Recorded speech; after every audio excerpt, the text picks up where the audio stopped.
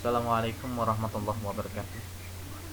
Alhamdulillah pada kesempatan kali ini kembali lagi bersama dengan Bapak Muhammad Fuad tadi, salah satu guru di SMPN 1 Kaligungan. Nah, pada kesempatan kali ini Bapak akan membantu memaparkan mengenai materi pada bab selanjutnya mengenai sistem pernapasan pada manusia.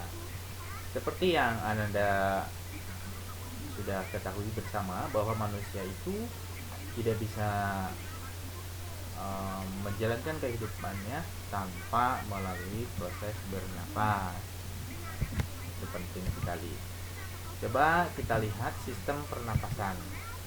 Nah, di dalam sistem pernapasan manusia ini ya, yang meliputi atau yang didukung oleh organ-organ pernapasan itu sendiri ya. Dimulai dari organ hidung ya, organ rongga hidung, kemudian organ faring, organ laring, trakea, bronkus, bronkiolus, alveolus, dan paru-paru. Nah, seperti yang kalian ketahui ya, proses bernapas itu ya fungsinya ya simpel seperti kalian ya, menghirup udara dan menghembuskan udara ya, tentunya ya. Tetapi di sini tujuannya ya menghirup udara atau memasukkan udara ke dalam rongga hidung ini ya, yang mengandung gas apa? Gas oksigen. Walaupun gas itu banyak macamnya, tetapi salah satunya gas yang dibutuhkan oleh tubuh manusia itu sendiri adalah oksigen ya. Dan kita menghembuskan udara, berarti menghembuskan udara juga ada gas yang dibuang, yaitu karbon dioksida salah satunya, dan uap air. Jadi tujuan dari proses bernapas itu atau pernapasan itu adalah untuk kita itu bisa memperoleh energi atau memperoleh gas yang dibutuhkan di dalam metabolisme tubuh kita, yaitu salah satunya yaitu kita memerlukan oksigen ya. Oke. Nah, sistem pernapasan manusia itu ada beberapa organnya ya, yang bisa kita ketahui dimulai dari rongga hidung, faring, laring, trakea, bronkus, alveolus, dan paru-paru. Nah, kita mulai dari rongga hidung ya. Rongga hidung ya letaknya berada di dalam hidung kita ya, di sini. Nah, di dalam rongga hidung tentunya di sini ada beberapa organ ya yang berfungsi di dalam sistem pernapasan dan sistem indera ya. Jadi hidung ini bisa berhubungan dengan sistem pernapasan, bisa juga sebagai organ indera, karena di dalam rongga hidung ini ada beberapa bagian yang memiliki fungsi tersendiri. Nah, salah satunya kita bahas mengenai sistem pernapasan ya. Nah, pada rongga hidung ini terdapatnya bulu-bulu halus ya, yang berfungsi tentunya untuk menyaring udara yang masuk ya ke dalam rongga hidung. Kemudian di dalam rongga hidung juga ada terdapatnya organ konka di sini ya, berfungsi untuk mengatur ya suhu udara yang masuk ke dalam rongga hidung ya. Jadi diatur ya supaya suhunya itu, suhu udaranya itu bisa hangat sesuai dengan suhu tubuh seseorang atau suhu tubuh orang tersebut. Nah, kemudian di dalam hidung juga ini di dalamnya itu berperan penting di dalam resonansi suara ya.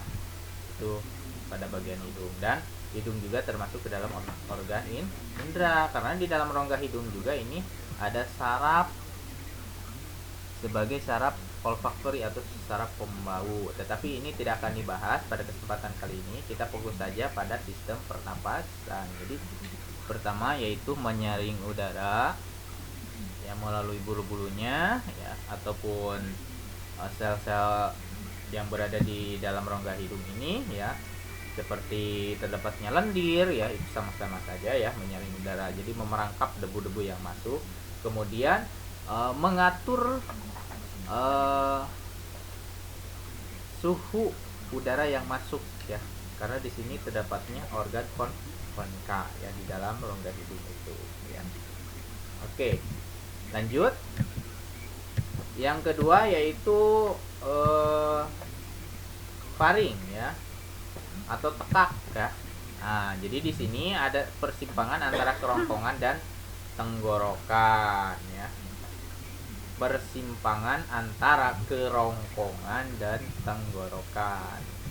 Kalau kerongkongan itu berhubungan dengan sistem pencernaan, berarti ya. Kalau tenggorokan itu berhubungan dengan sistem pernapasan. Jadi di sini di belakang rongga hidung ini ada semacam saluran tekak atau yang dinamakan dengan faring. Di sini ada 2 bahkan ada 3 bagian ya. Tapi yang berhubungan dengan sistem pernapasan itu adalah nasofaring ya. Jadi kalau orofaring itu berhubungan kepada sistem pencernaan. Nah, kalau nasofaring itu berhubungan dengan sistem pernapasan. Jadi yang dilewati oleh udara yang masuk ke dalam faring ya. Selanjutnya udara itu akan dialirkan ke saluran yang ketiga yaitu faring atau pangkal tenggorokan ya. Di sini nasofaring, orofaring. Nah, di sini dari nasofaring masuk ke laring. Di sini ada pangkal tenggorokan. Jadi di sini terdapatnya pita suara ya. Jadi di sini berhubungan dengan suara atau bunyi yang dihasilkan pada saat kita berbicara ya. Itu tidak lepas dari adanya getaran ya, atau mengerut atau menegangnya ya sebuah pita suara akibat adanya udara ya, sehingga menghasilkan sebuah bunyi ya pada daerah laring ini.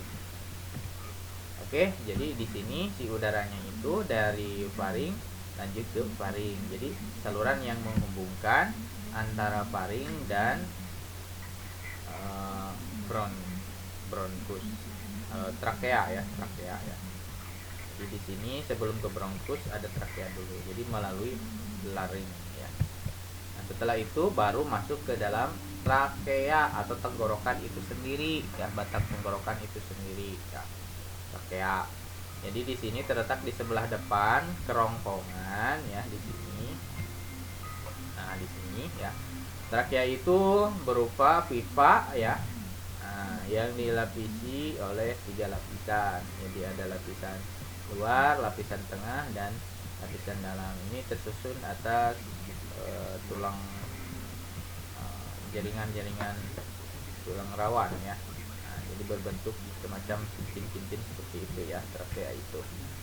Jadi sama ya, fungsinya itu menyalurkan udara dari laring ya menuju melewati trakea menuju bronkus ya. Itu trakea itu ya. Setelah itu dari trakea lanjut ke bronkus ya, atau cabang dari tenggorokan tadi ya. Di sini ada bronkus ya. Bronkus ke sebelah kiri dan ke sebelah kanan ya.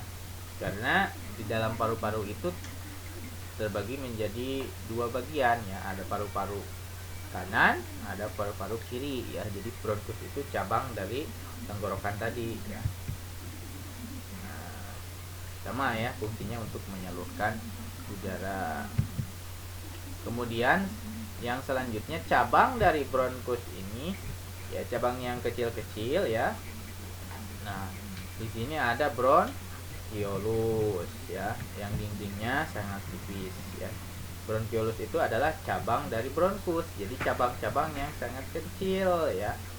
Tujuannya untuk mengalirkan udara yang masuk dan keluar ya.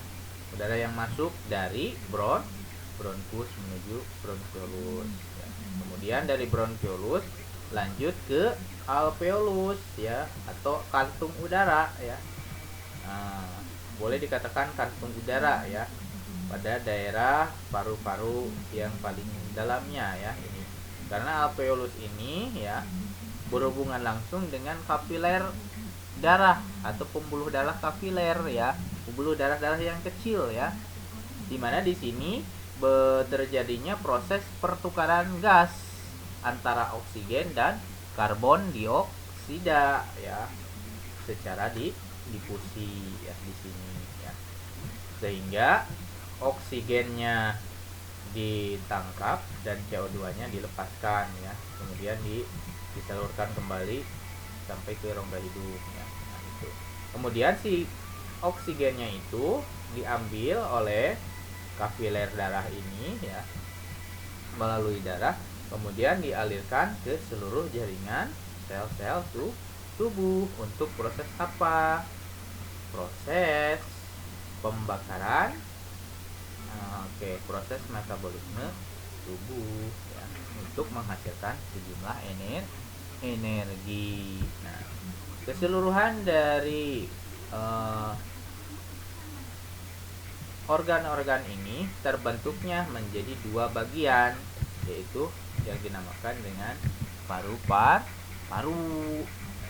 Jadi paru-paru ini adalah organ yang sangat terlihat jelas ya, karena ini organnya terletak di dalam rongga dan dada ya, yang mana di dalamnya itu terdapatnya saluran-saluran pernapasan yang tadi ya. Tapi di sini pada paru-paru itu ya terdapatnya sebuah gelambir ya, ada yang bergelambir 2, ada yang bergelambir 3. Kenapa? Nah, kemudian di sini ada pleura ya. Jadi yang berfungsi ya melindungi paru-paru pada saat terjadinya goncangan ya. Itu lapisan pleura ini ya, supaya pada aktivitas manusia ya, sedang beraktivitas itu tidak mengganggu sistem pernapasannya. Mungkin hanya itu ya pembahasan di kesempatan kali ini ya. Sampai jumpa lagi di lain waktu ya. Mudah-mudahan bisa membantu Ananda siswa-siswi sekalian di dalam memahami organ-organ sistem pernapasan lagi. Nanti untuk lebih lanjutnya kita akan bahas mengenai macam-macam pernapasan, kemudian volume pernapasan ya, dan gangguan pernapasan dan sebagainya.